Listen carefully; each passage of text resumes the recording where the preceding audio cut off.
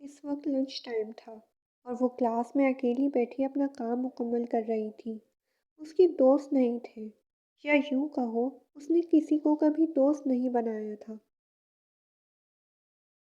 اوئے وائن، یہ میری کاپی ہے، ذرا میرا ہوم ورک بھی کر دو، میں ذرا بزی ہوں۔ ڈیزی کے ساتھ ساتھ میرا ہوم ورک بھی کر دینا، ہمارے آنے تک کام مکمل نہ ہوا تو تم جانتی ہو نا تمہارے ساتھ کیا ہوگا۔ جی ہو، تم بے فکر رہو، یہ کام مکمل کر دے گی۔ تم چلو، جنگکوک کا باسکٹ بال گیم شروع ہونے والا ہے۔ ہاں ہاں چلو، اس کے جسم سے پسینے گرنے سے پہلے میں وہاں پہنچنا چاہتی ہوں۔ وہ دونوں فوراً وہاں سے چلی جاتی ہیں۔ ان کی باتیں خاموشی سے سنتی وہ اپنا کام کر رہی تھی۔ یہ اس کے لیے عام بات تھی۔ ڈیزی اور جیہو کوئی موقع نہیں چھوڑتی تھی اسے تنگ کرنے کا۔ وائن ایک بہت اچھی فیملی سے بلانگ کرتی تھی، لیکن دکھ صرف اس بات کا تھا کہ اس کی والدہ 2 سال پہلے ہی انتقال کر گئیں۔ وائن کے والد تھے جو ہمیشہ بس اپنے کام میں ہی مصروف رہتے۔ ان کی اسی مصروفیات کی وجہ سے انہیں اپنی بیوی کی بیماری کا پتہ نہیں چلا۔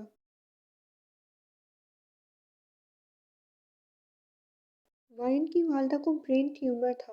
اگر ان کا علاج وقت پر ہو جاتا تو شاید وہ بچ جاتی، لیکن ان کے شوہر کو اتنی فرصت نہ تھی کہ اپنی بیوی اور بیٹی پر تھوڑی سی بھی توجہ دیتے۔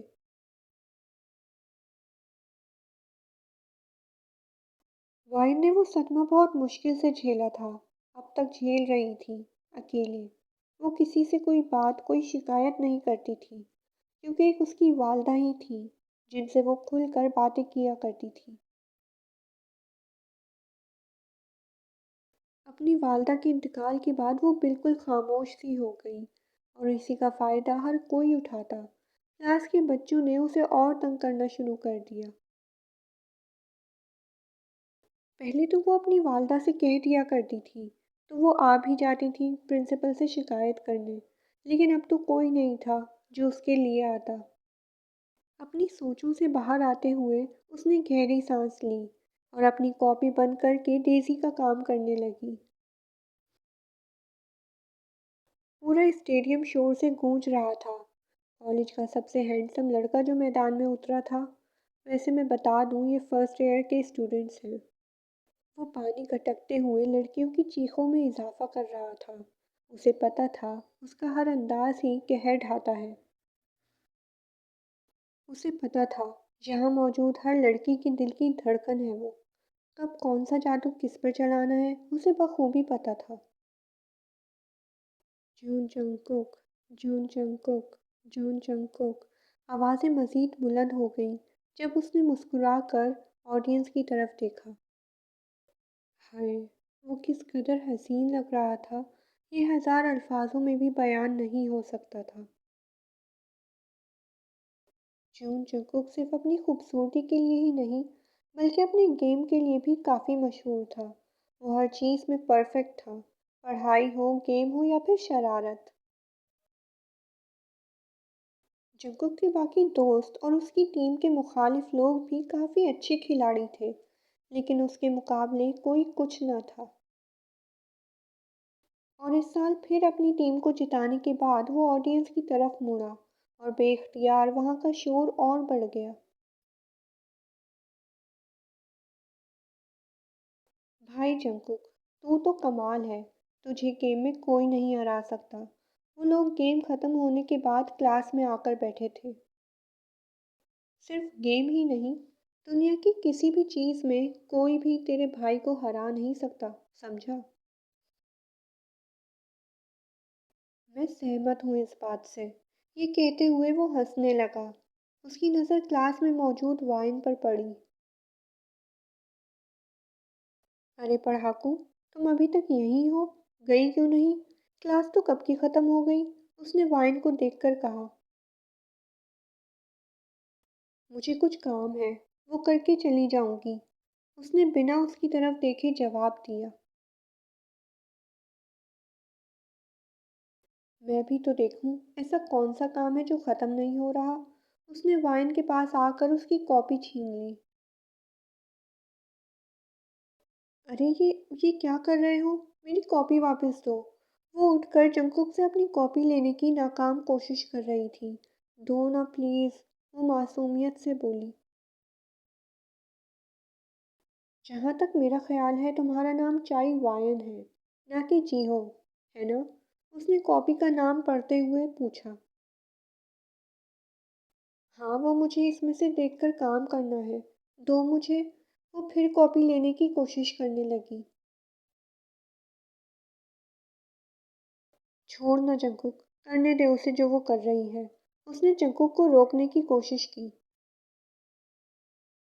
एक मिनट देहो, मुझे इससे बात करनी है। क्यों कर रही हो तुम ये काम, जब मैंने साफ साफ कह दिया है कि तुम सिर्फ मेरा ही काम कर सकती हो और किसी का भी नहीं।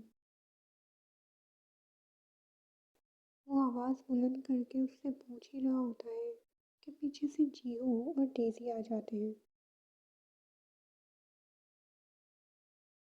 ये क्लास में बोर हो रही थी। इसने हमसे ज़िद की कि इसे हमारा भी होमवर्क करने दें, इसलिए हमने इसे काम दे दिया। मैंने तुम्हें कहा था मेरा मैच देखने आने को, क्यों नहीं आई तुम? वो डेज़ी की बात को इग्नोर करता उससे दूसरा सवाल पूछने लगा। मैं मसरूफ़ थी। वो बस इतना कहकर अपना सामान उठाकर वहाँ से चली गई। जंकुक ने उसे जाते हुए देखा और फिर डेज़ी की तरफ आया। आइंदा ये हरकत ना हो। वो कॉपी उसकी तरफ फेंकता वहाँ से चला गया। मुझे समझ नहीं आता आखिर ये उसकी इतनी साइड क्यों लेता है, जीहू ने चिढ़ते हुए कहा। ताकि पूरे कॉलेज में सिर्फ इकलौता वही उसकी खिंचाई कर सके, डेज़ी ने मुंह बनाकर कहा।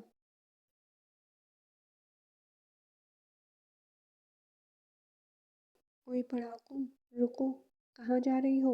रुको। वो भागता हुआ उसके पीछे आया और उसके सामने रुका। कहाँ भागने की तैयारी है madam?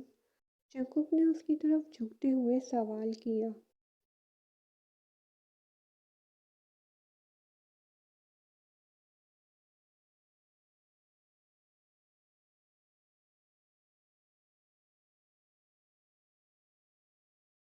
Hello guys, I hope कि आपको आज का ये पार्ट पसंद आया होगा और मैं कोशिश करूँगी कि आगे और मज़ेदार हो सके। तो अभी सुगा की एंट्री हुई नहीं है, जंकुक को मैंने साइड करेक्टर में रखा है ताकि जंकुक वाली जो है ना वो भी यहाँ पे आके स्टोरी पढ़ने लगे। देखा कैसे लगा आपको अपनी राइटर का प्लान? तो मुझे पूरा यकीन है कि आपको इस स्टोरी में भी बहुत मज़ा आने वाला है, क्योंकि इसमें आपकी मिस राइटर अपना दिमाग चलाने वाली है। मिलते हैं नेक्स्ट वीडियो में। तब तक जिन्होंने सब्सक्राइब नहीं किया वो जल्दी से सब्सक्राइब कर दो। ओके, अल्लाह हाफिज़।